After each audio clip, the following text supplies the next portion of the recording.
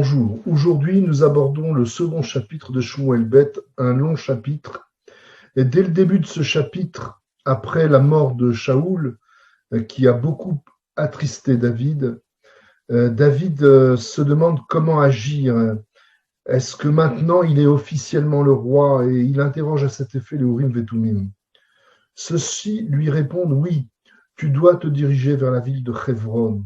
C'est ce que fait David, et quand il arrive à Hebron, il est fêté et accueilli et officiellement nommé roi, en tout cas accepté et nommé en tant que roi par tous les habitants de la tribu de Yehuda, et on pourrait presque dire de tous les habitants du sud.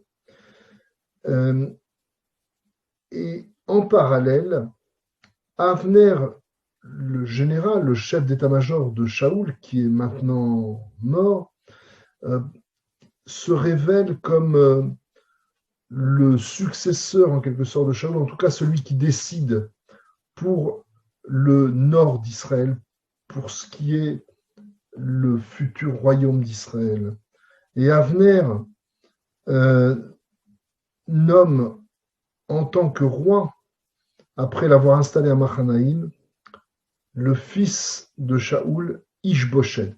À l'âge de 40 ans, il devient roi pour la partie nord d'Israël. En fait, dans ce chapitre, on assiste une nouvelle fois à la fissure au sein du peuple d'Israël.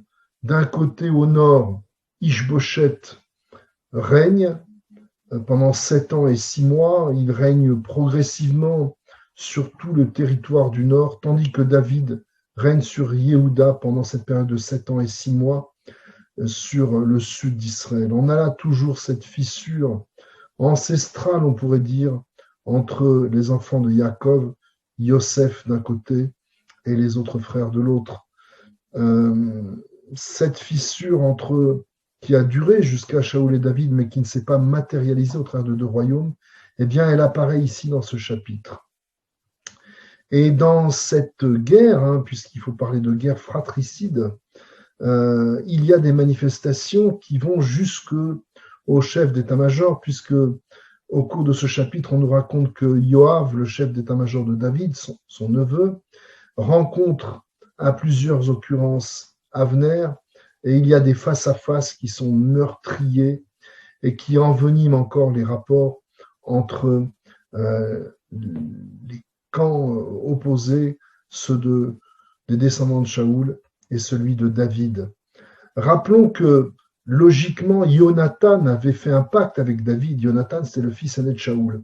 Mais Avner n'a pas accepté ce pacte et a poussé en quelque sorte sur le devant de la scène Ishboshet, qui est un roi faible puisqu'il est mis en avant par Avner, mais c'est en réalité Avner qui, d'après le texte, tire plutôt les ficelles. Cette guerre fratricide à l'initiative de Avner va cesser puisqu'il interpelle Yoav après plusieurs escarmouches entre leurs soldats, en lui disant que cela ne mènera pas bien loin que de se livrer bataille ici et là, et qu'il serait bon que chacun rentre dans son camp.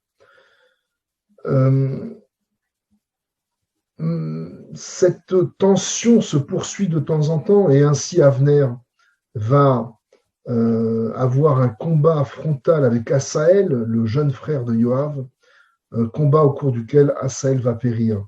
Donc cette situation de tension perdure. Diplomatiquement, David, qui, avant d'aller à Hebron, quitte Tsiklag, est toujours en alliance avec les Philistins, et son intention en réalité est de régner sur tout Israël du nord au sud, et il a besoin pour cela de neutraliser les Philistins. David s'avère comme un fin stratège qui essaye de ménager l'héritage et les relations avec les descendants de Shaoul. Nous verrons demain comment cette tension va se poursuivre pendant ces 7 années et demie. À demain, merci.